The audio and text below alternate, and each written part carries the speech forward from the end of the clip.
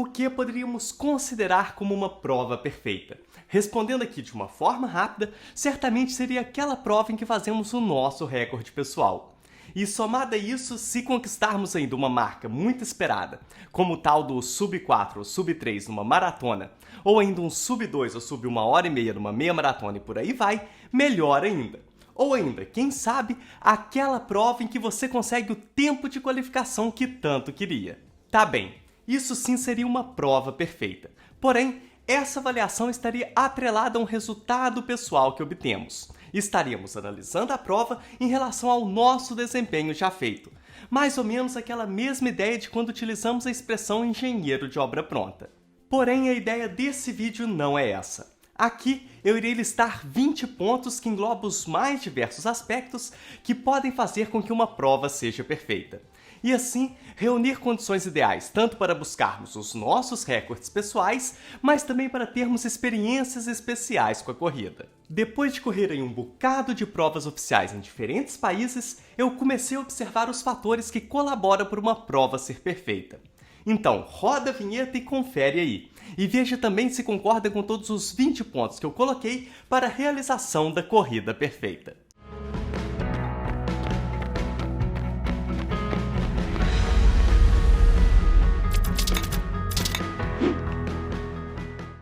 Olá, corredores! Eu sou o Jaime e esse aqui é o canal Pronto para Correr, onde você encontra informações de forma direta para te conscientizar sobre o universo da corrida. Quando eu ouço as pessoas falarem das provas que fizeram, muitas das vezes a avaliação vem acompanhada de pontos positivos ou negativos que ela vivenciou naquela prova. E quanto mais provas vamos fazendo, mais vamos vendo os acertos e erros que vimos em cada corrida. Com isso, eu fiz aqui uma lista de 20 pontos que penso que, se completa, nos apresentaria a prova perfeita. Claro que muita coisa aqui vai ser relativa à minha experiência, opinião e gostos pessoais. Porém, tenho a convicção que vocês irão concordar com grande parte dessa lista. E vou começar essa lista com os pontos relacionados à organização do evento. Bora lá! Número 1. Inscrição. A prova perfeita começa com um site adequado, que apresente todas as informações necessárias de forma bem clara. É muito chato quando vamos buscar informações sobre uma prova e o site é totalmente bagunçado. Ou pior ainda, ele é incompleto. Um bom site com uma boa divulgação é essencial para a experiência já começar de forma positiva. Número 2. Expo.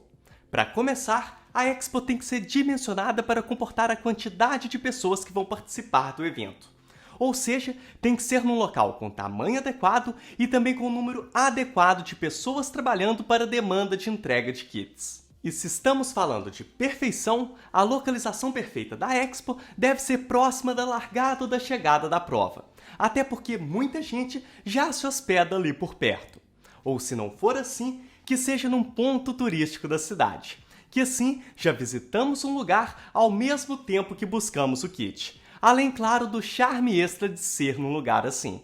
Fora isso, a Expo também tem que ter uma opção alargada de dias e horários para podermos ter mais opções para programar o nosso roteiro, principalmente quando estamos em outra cidade. E para mim, o perfeito é a entrega ser muito rápida e organizada, sem filas. A Expo não foi feita para empatar a nossa vida, mas sim para facilitar a retirada do kit e trazer uma boa experiência. Eu não sou do tipo de pessoa que passa de estande em estande e fica muito tempo na feira. O que eu quero é pegar o kit sem filas, passar rápido pelos expositores e ir embora conhecer a cidade ou descansar. Seguindo em frente, o número 3 é sobre o trajeto da prova. E nesse ponto entram duas coisas. Primeiro, a altimetria da prova.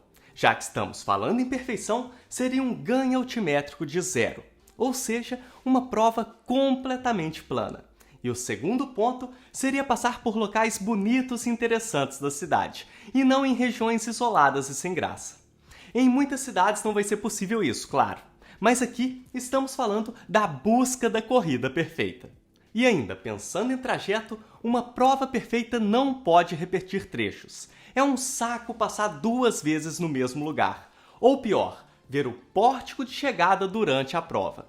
Na prova perfeita, isso não pode acontecer. E outro ponto que não rola é ter retornos de 180 graus, ou seja, aquelas curvas fechadas de bate e volta. Na prova ideal, deveríamos ter curvas abertas, sem trechos apertados e afunilamentos e sempre correndo no asfalto lisinho sem imperfeições. Ainda pensando no pré-prova, o número 4 em relação aos guarda-volumes. Ter o serviço de guarda-volumes para as pessoas que precisam e querem utilizar é fundamental. E assim como falei para a Expo, o serviço de guarda-volumes deve estar bem dimensionado para o evento, tanto em tamanho como também em relação ao número de pessoas trabalhando. E o ponto seguinte é fundamental. Número 5, banheiros. Devemos contar com uma grande quantidade de banheiros dispersos na região do guarda-volumes. Mas também não podemos esquecer que precisamos ter banheiros já bem próximos da linha de largada. Isso porque sempre, grande parte dos corredores querem fazer o último xixi minutos antes de largar. E eu sou um deles. E nem preciso dizer o que vai acontecer se não tiver banheiros por ali, não é? São cenas que eu já vi acontecendo em quase todas as provas que eu fiz nos mais diferentes países, que não tinham esses banheiros na reta de largada.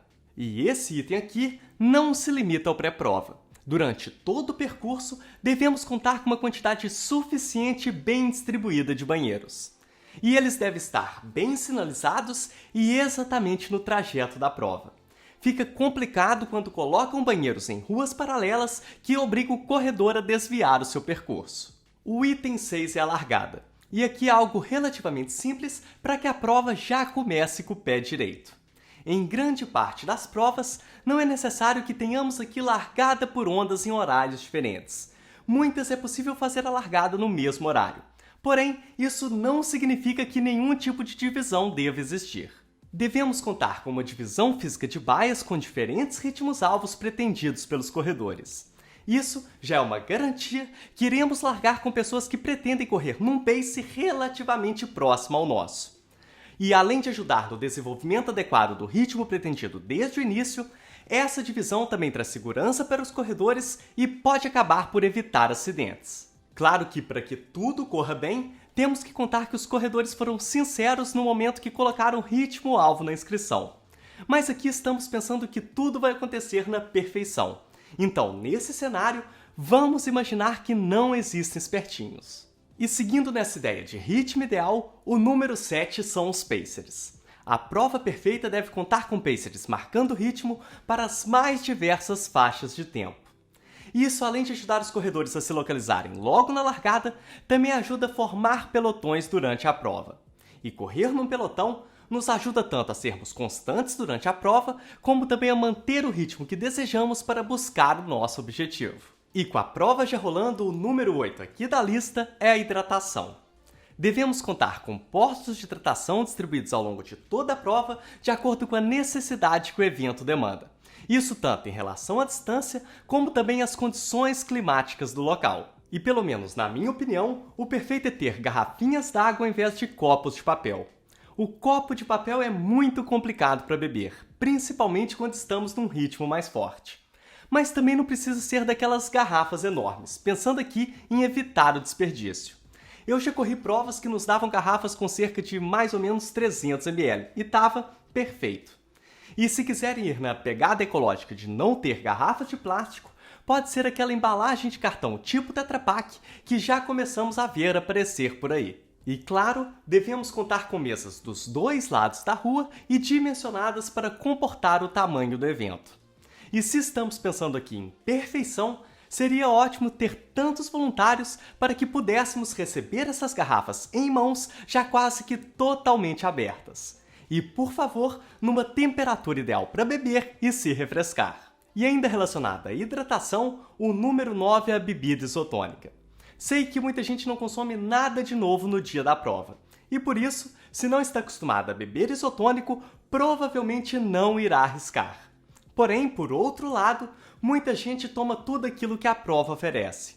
Por isso, eu acho que deveria estar disponível isotônico em todos os postos de hidratação ao longo do caminho. E fora ter a bebida isotônica, deveria ser divulgado desde o início lá no site da prova qual será o isotônico e onde eles estarão disponíveis. que assim a pessoa pode até mesmo começar a treinar usando esse isotônico caso for do interesse dela, para fazer um teste e ver se vale a pena beber o isotônico no dia da prova. Item 10. Gel de carboidrato. Não ter gel na prova é um erro. Eu acho que deveria ter gel disponíveis em certos pontos de hidratação e a pessoa escolhe se pega ou não. Porém, assim como eu acabei de dizer para o isotônico, o perfeito seria também avisar desde o início lá no site qual gel seria oferecido na prova. Tanto a marca e, se possível, até mesmo o sabor. Além, claro, de quais postos de hidratação terão os géis. Dessa forma, a pessoa também pode, quem sabe, fazer os treinos da periodização exatamente com esse gel para ela poder testar. E antes de seguirmos aqui com a nossa lista de itens para a corrida perfeita, se você está gostando desse vídeo aqui, já sabe o que fazer, não é? É aquilo de sempre para o YouTube entender que o conteúdo é bom e entregar esse vídeo a muito mais pessoas. Então, me dá essa ajudinha aí. E se você é novo por aqui e quiser acompanhar tudo aquilo que é produzido, espero poder contar contigo como inscrito aqui do canal. O item 11 da lista é ter uma chegada perfeita. E o que isso significa?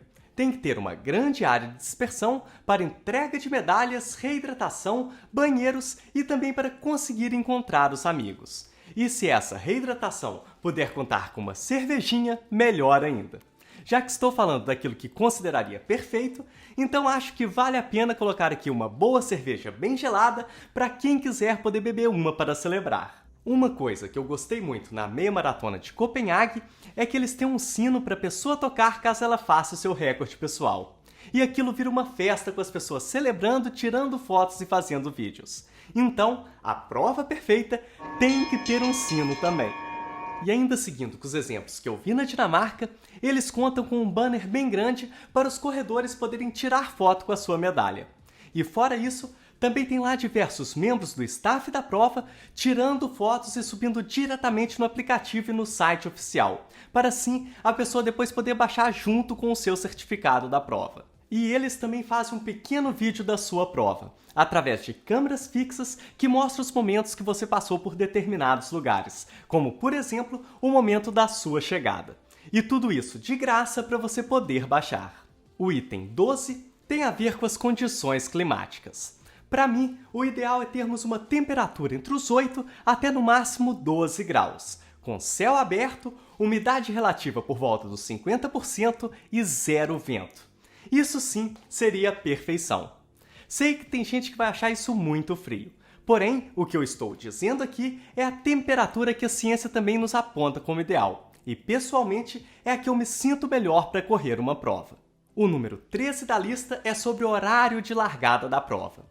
Aqui vai ser algo muito pessoal. Cada um vai ter lá o seu horário preferido.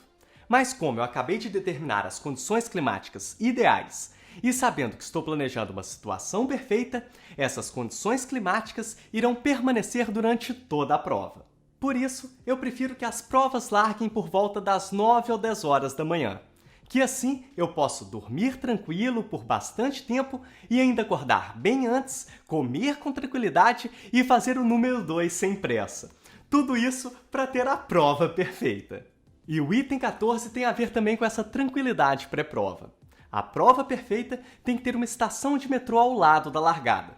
E a cidade tem que ter um sistema de transporte público que atenda toda a área urbana para chegar ali naquele ponto. Sei que aqui já entram questões de infraestrutura da própria cidade, em que em muitos casos é uma utopia. Porém, eu volto a repetir, mesmo que utópico, estou falando aqui da situação que eu consideraria como perfeita. E por que eu coloco esse ponto? Exatamente para não precisarmos ir horas antes para o local da prova. Podemos ter a garantia que temos transporte público para nos levar até a largada e que conseguimos chegar com certa folga sem a necessidade de estresse ou de grande tempo de espera para a largada. Ah, e exemplo do que muitas cidades já fazem, o transporte público para os corredores deve ser gratuito no dia da corrida. O número 15 dessa lista, e um dos mais importantes para criar a atmosfera de uma prova perfeita, é a presença massiva do público. A prova ideal tem que ter multidões na rua o tempo todo e durante todo o percurso, gritando, fazendo barulho e apoiando os corredores. Isso faz o ambiente ser diferente, e eu, pelo menos, me sinto muito bem com essa energia vinda do público. E o item 16 não tem a ver diretamente com a prova nem com o dia da prova, mas sim com nós mesmos e com toda a nossa jornada para chegar até ali. E certamente é o mais importante para conseguirmos ter uma experiência especial e uma prova perfeita, que é o treinamento. Para a prova ser perfeita, temos que entregar aquilo que sabemos que podemos entregar nesse ambiente especial que foi preparado para o dia da prova. Então, esse item, que é o mais importante, é chegar no dia da prova tendo a consciência que fez um treinamento adequado dentro das suas possibilidades e que se dedicou ao máximo para entregar os treinos que foram programados e que tenha confiança que vai fazer uma prova muito bem feita. E essa é a palavra-chave para quando estiver ali na linha de chegada, momentos antes de começar a prova. Confiança. E isso só um treinamento muito bem feito vai te entregar. A prova perfeita tem que ser uma experiência especial, e o treino é o ponto-chave para poder vivenciar essa experiência. Seguindo em frente, o número 17 da lista é um item que eu considero como obrigatório para qualquer prova, que é ter a distância ferida. Toda prova tem que entregar a distância correta.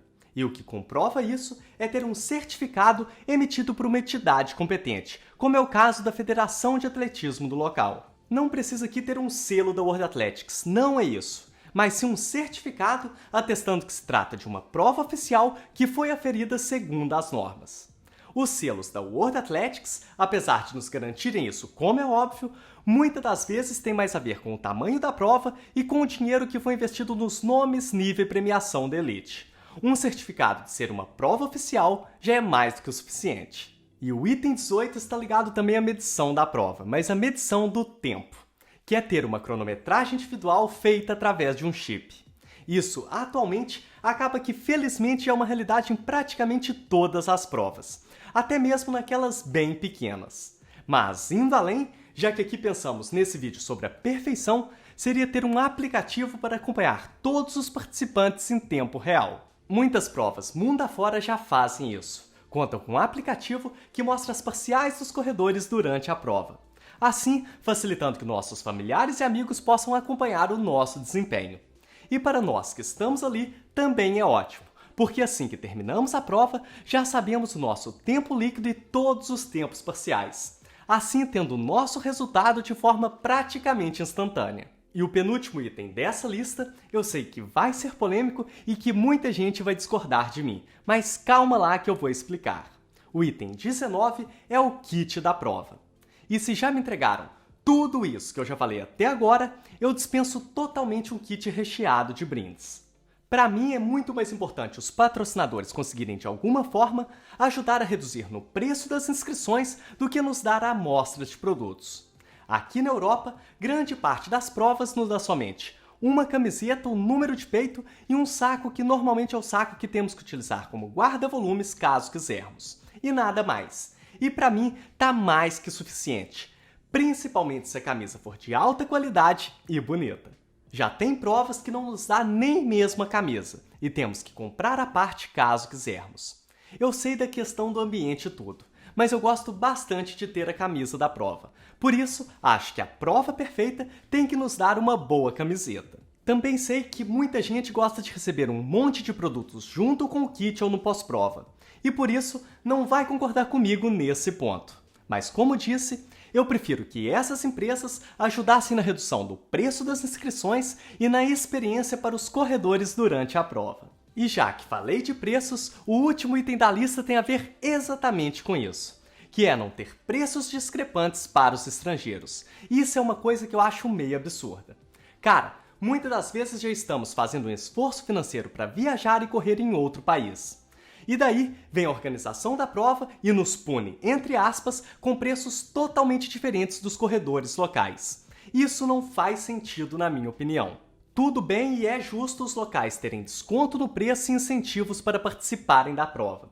Porém, grandes provas em grandes cidades, que são o foco principal dos corredores estrangeiros que viajam para correr, elas deveriam pensar no seu crescimento e no seu reconhecimento a nível internacional entre os corredores amadores, e não em taxar os corredores estrangeiros com inscrições 2 vezes ou até mais em relação aos corredores locais. Se essa diferença for muito discrepante, é um sinal que a prova não tem uma visão nem uma valorização de querer ter um crescimento global.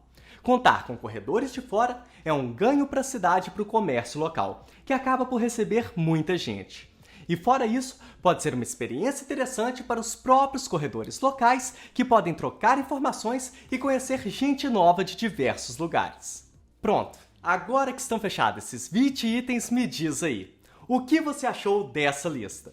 Tem alguma coisa que você mudaria nela? Ou tem algum ponto que você acha que faltou? Me diz aí, comenta aqui embaixo para eu saber a sua opinião e assim podemos trocar uma ideia. Eu tenho a noção que unir todos os itens dessa lista de forma integral acaba praticamente por ser impossível.